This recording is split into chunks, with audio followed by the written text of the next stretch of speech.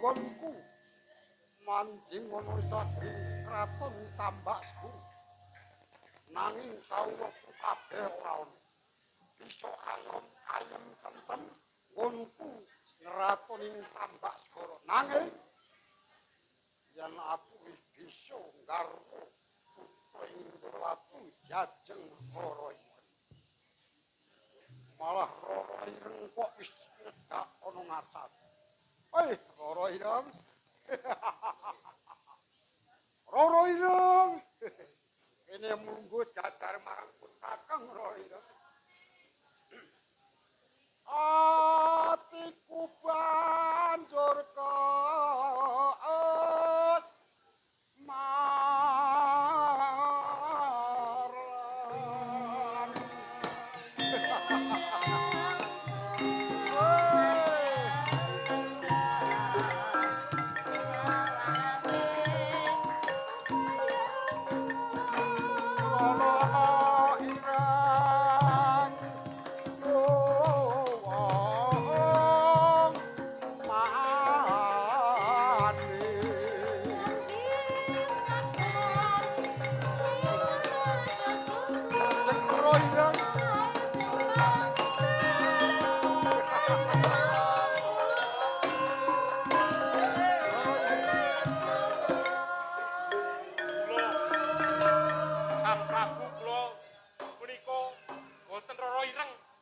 Rara Ireng kene dasar putrane Sora suling kumandang sarane karani sampirke mahe jatyan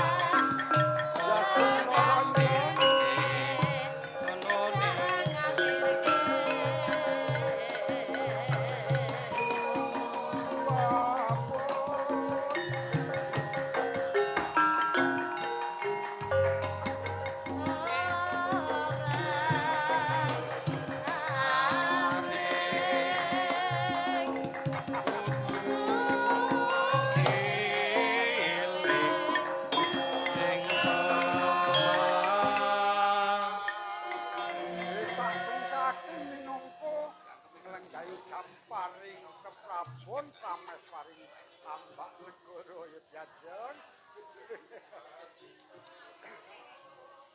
Iya kene lungguh Kakang.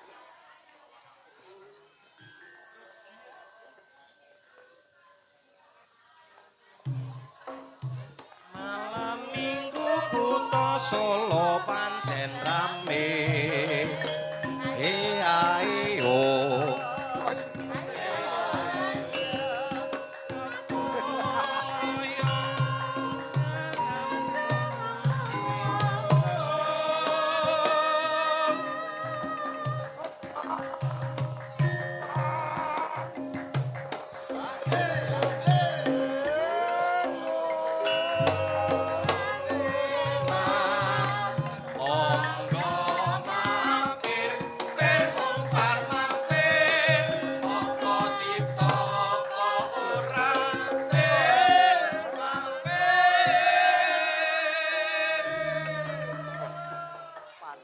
Ayo minangka didampari pramupan ana ing tambak.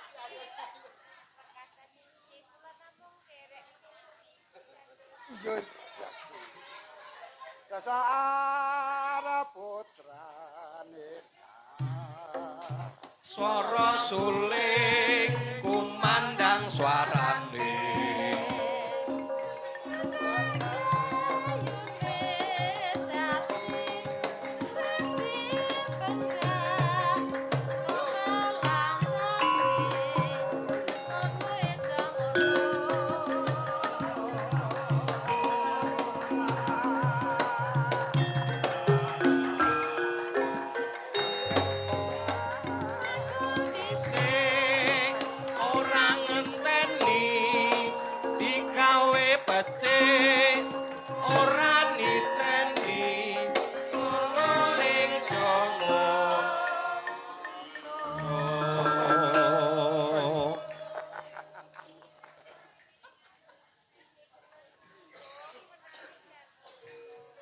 ora diajeng.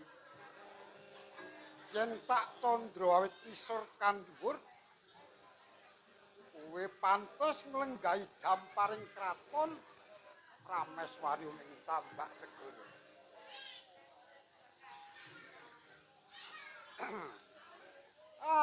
Aro milih iki apa milih kae jo ngesuk-ngesuk jo mepet-mepet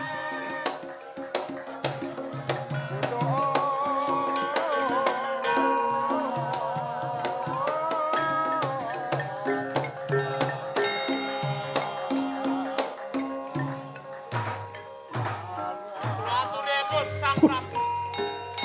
lakalah Kula punika Sang Patih. Sang Baradewa. Wiranguna Dewa.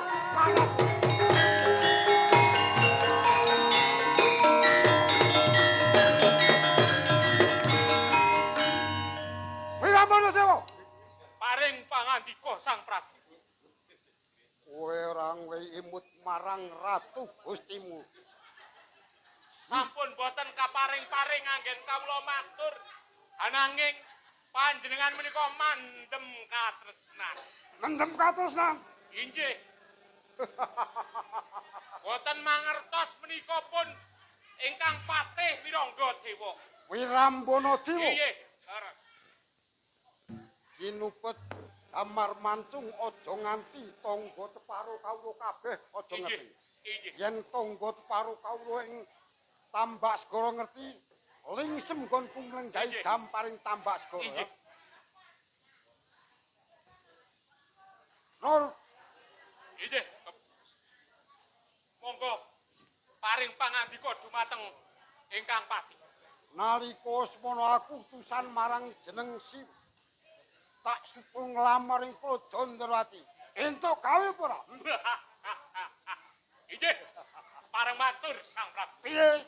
Nalika semanten kula dipun ngaturaken nawala wonten ngersanipun Sang Prabu Bathara Kresna wonten ing Praja Dwarawati. Sabanjure nawala iku wis Sampun kaleksanan. banjur Lajeng dipun waos menapa ingkang dados sedya panjenengan. aku nggone nglamar ing Inggih. Praja Ndrawati tampa. Sakjanipun dipun tapi. Kok sajanipun tampi piye karepmu? Ananging wonten pawongan nek boten klentu menika Prabu Sencaki. Prabu Sencaki. Inggih. Nuwun wis. Inggih. Sencaki kok Prabu. Oh ya, anu menika. Senopati. Nah, nek Senopati pantes. Senopati. Alit. Alit. Tiyangipun ayelit. Badhe wangsul paring wangsulan dumateng kula wonten ing alun-alun. Walah tiyangipun alit. Banjur dadi pasulayan Inggih. karepe. Kowe menang. Walah, Sencaki menika alit. Waduh. Kula dipun tamani astanipun. Banjur Kok kemliyeng. Mabuk kula. Dados pasulayan kula kula pawon. kowe kalah. Walah, Trohon wae. Inggih, boten kawon nanging kula mundur. Gagamu gagah wetengmu padha miji kamu. Inggih, mila leres. Kalah mengkar. Amargi dipun malihake dumateng panjenengan dalem. Saged mentek-mentek sedaya kula menika. Wis kene. Inggih, kepripun? Rene kowe kalah. Inggih, Aku sing bakal mebring taman. Mulai ngerat. inggih, Yajeng roring tak colong, Pak. inggih, kula dherekaken monggo.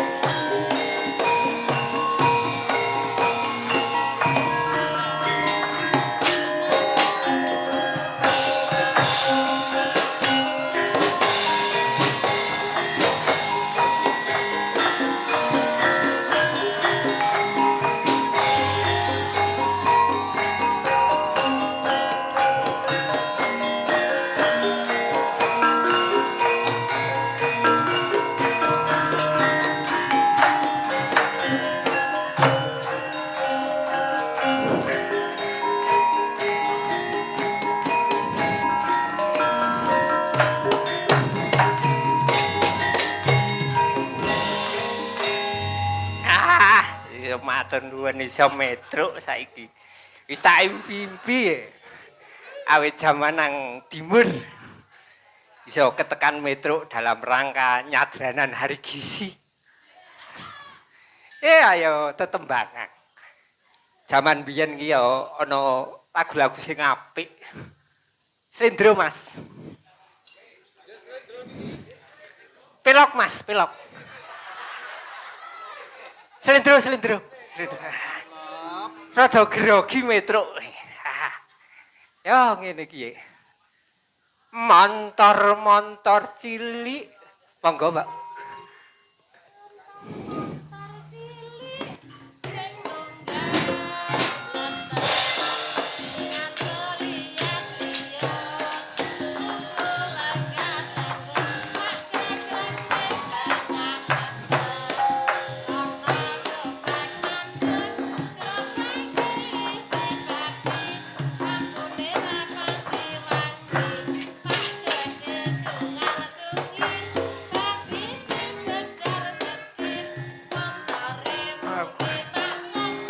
Papine sengkarsaku kok grok kok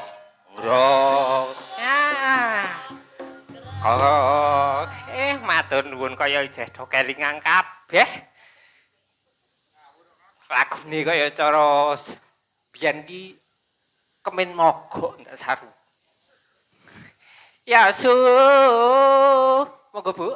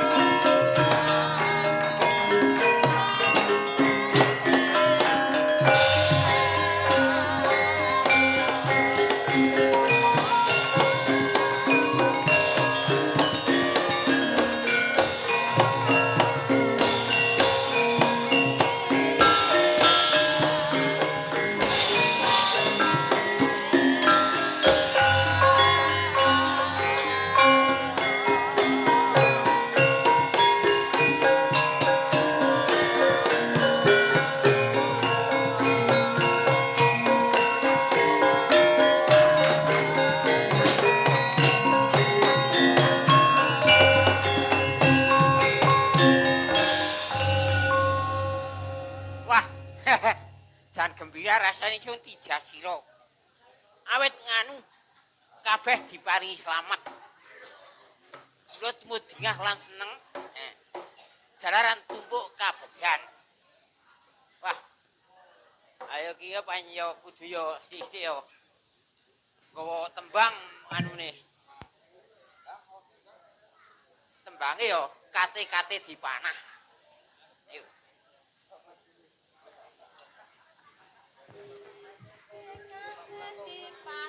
Dipanah ning isor gagah ono manuk onde-onde kok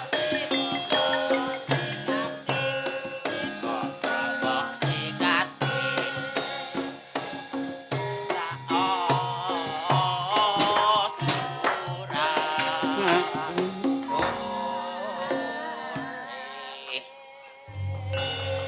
sepele nek tembangen ming kate-kate dipanah ni mengku teges kate-kate iki tekati karek utang temen manteng manake manah rezeki ning yo kliru nek manah rezeki mandang nandur pari yen tak tikus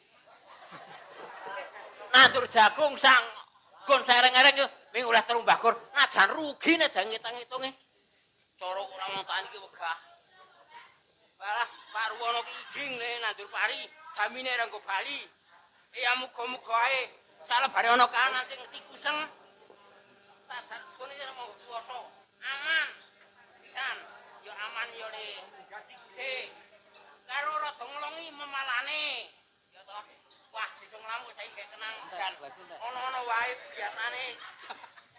Wah, ora dandani. Wah, gak dandan. Tak ambung lagi. Ora tambung ora.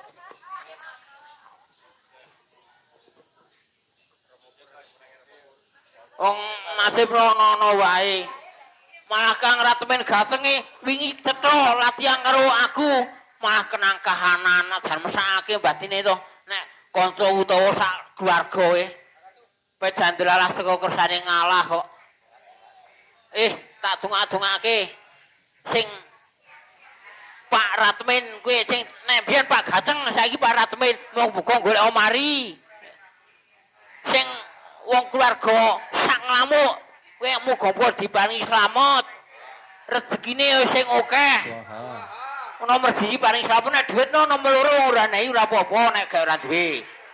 Nek sampean aku kudu ana.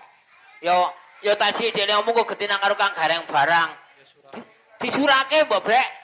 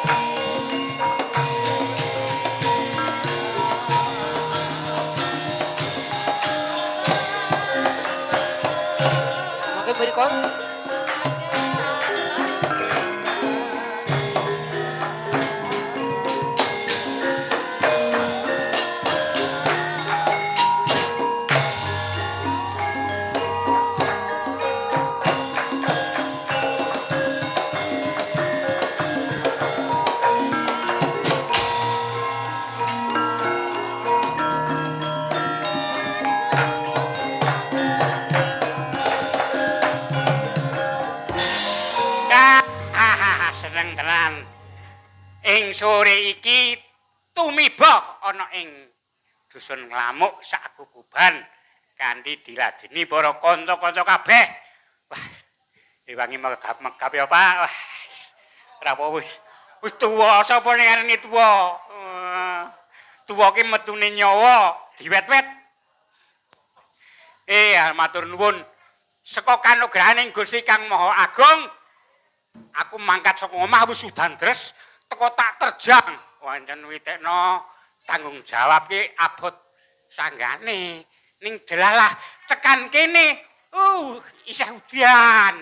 Terus sawetara paringi terang mulai kegiatan dimulai wis padha terang ketemu kabeh para warga masyarakat Nglamuk kene ginandar kawilujengan bagas waras sak perangan krungu ngudarasane si Bagong mau akeh gek ketaman kanugrahan dusun Nglamuk muga-muga sing paringi ganjaran saka ngersaning Gusti kanthi pengetan srada ing dina mau Gusti Kang Maha Agung utaminipun ingkang mbahun resa bubak cithak dusun Nglamuk tansah maringana kanugrahan kaberkahan saengga sedaya ingkang nembe nandhang sesakit muga njaluk mantun ingkang rezekinipun rada sret nggih paringi lancar gangsar ingkang nenanem paringi merga gampang dadi bisa panen ingkang nandur tuwuh bisa didol payu larang kena nggo meriahan maneh. Ayo wis arep tuwa ki pancen yo melu kawogan. Ayo kepiye meneh kudune nyendikani dawuh para pendhuwur pangarsa sedaya. Ngaturaken sugeng sonten sugeng mriksani ngantos ing paripurna ing injing lagi ngaten. Awis seneng-senenge seneng ayo kabeh wis tak dongakake muga-muga para kanca ya paringi do sehat kabeh. Sing makarya paring ana sukses lancar. Ya kapandane wong ketemune kakekne ya nek do ngene iki kadang kala mangsane nang dalan ketemu ki nek padha slamete ki wis seneng ora kudu mara pinara utawa marak sowan. Mugi-mugi daya tansah paring ana rahayu-rahayu. Mengeti saking menika kula ngaturaken agunging panuwun. Saiki saya suwe saya wewangunane kabagyakane masyarakat ini berkembang pesat dari dulu 10 tahun yang lalu munggah ning 15 tahun yang lalu wis perkembangannya selalu pesat, sangat pesat. Luwih berkembang, luwih becik tinimbang jaman samono. Muga-muga menika dados amal-amal kebaikan lan dikanugrahi dening Gusti Kang Maha Agung mangke saged paring lelintu kanugrahan lewat rezeki panjenengan piyambak-piyambak. Nggih. Kula tak ninting tetembangan mau tetembangan sing kena gawe contoh patuladane kabeh masyarakat utawa kawula. Kaelo. Pas napa mboten niki wah.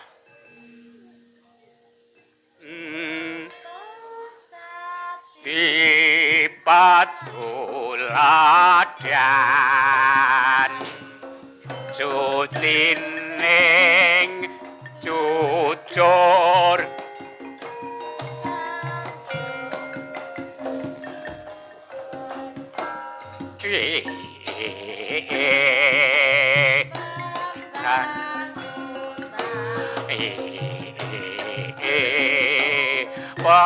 pembangunan dagang pura tani ora kang awula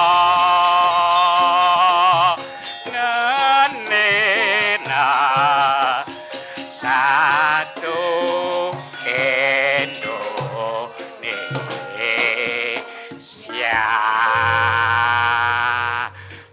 bisa mahanani bersatu Indonesia meginipun masyarakat ngelamuk sakukuban do kating pendelik ngopo jan iki pancen anu kira kepengin selera mentu nyelampar tamune jan kasihan dhewe kowe menggawe kisruh ngetak-ngetok aku jan gumun karo tas siji anane menggawe kisruh ketak-ketok nganti mendal-mendil nang kene angel metu kok jajal piye aku ki kok urung tukul untune.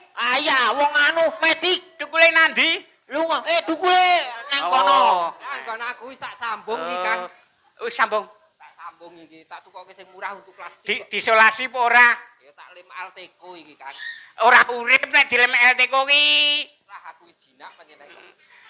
Nek men lek trubus ki disolasi. Heeh. Nyambung wit-witan. Piye? Nyadran hari gizi lho, Kang.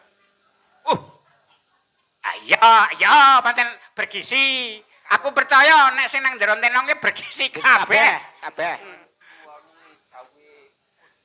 Heeh.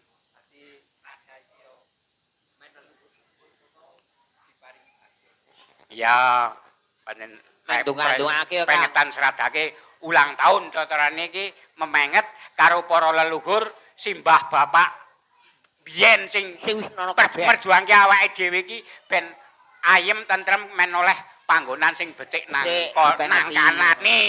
Iya Kang Jana. Tak perjeng-perjeng kok takon gawe ngirit iki nyadran iki. Ya kudune ngirit, sing penting kabeh kecukupan. Iki mbok kuwi tak ngirit mbok ngono. Heeh. Tak barke sapi.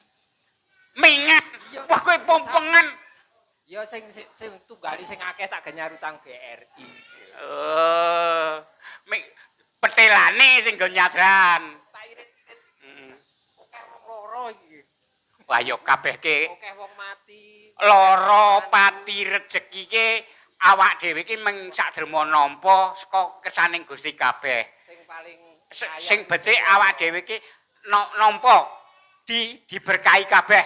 Kabeh mesti ana imbalane. Ana wong nang donya kan Ana loro to. Ana susah, ana seneng. Ana mati, ana urip. Ana awan, ana bengi. Ana esuk, ana sore. Iya.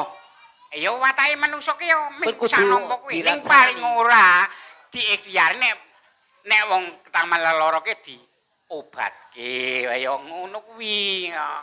Nek masalah pati ki awak dhewe kan wong urip kan sing dipikir ki engko nek mati. Wong kowe ki ya do ngadang pati liwangi coreng-coreng ngono kuwi. Ngadang. Ming sing dipanggil kapan? Ora ngerti ngono Kang. Ya. Ora kena semoyo ngono Ora lho. kena. Yakin kena semoyo. Tibane oke.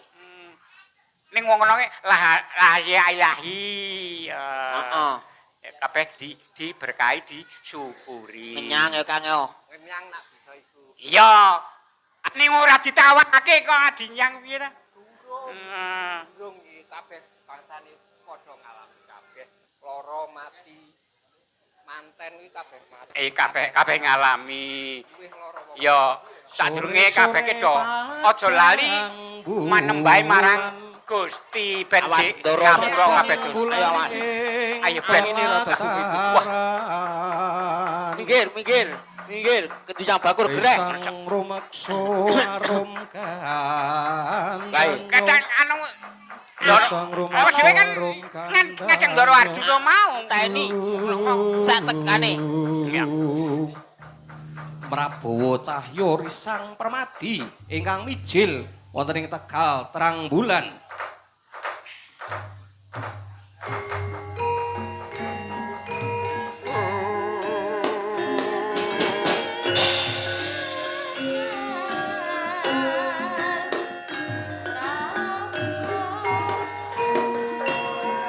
Rasane bawa menangawan.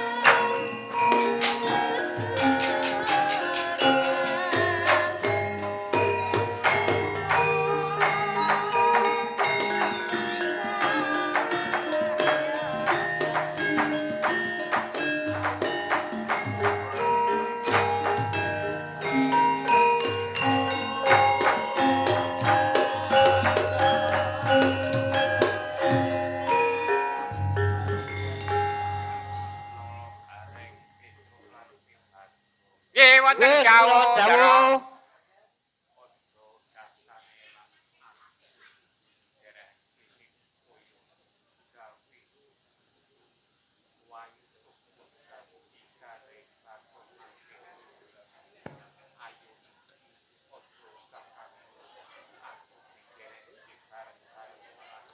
Nggih semangga kula dherekaken serangan sak tindak panjenengan. Ingkang atos-atos awit kawontenane wonten ing margi menika wonten ing ngalas gong Atos-atos, Doro. limpah-limpung Gong liwat gas atos-atos, Doro. kaliwat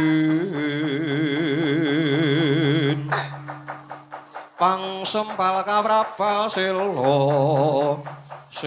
kaplesat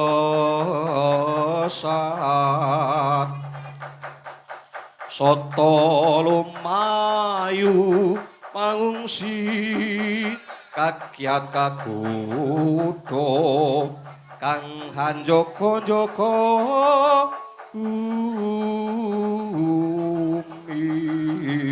mijiling risang rasekso yento cinondro kadyo prau layar awuryane no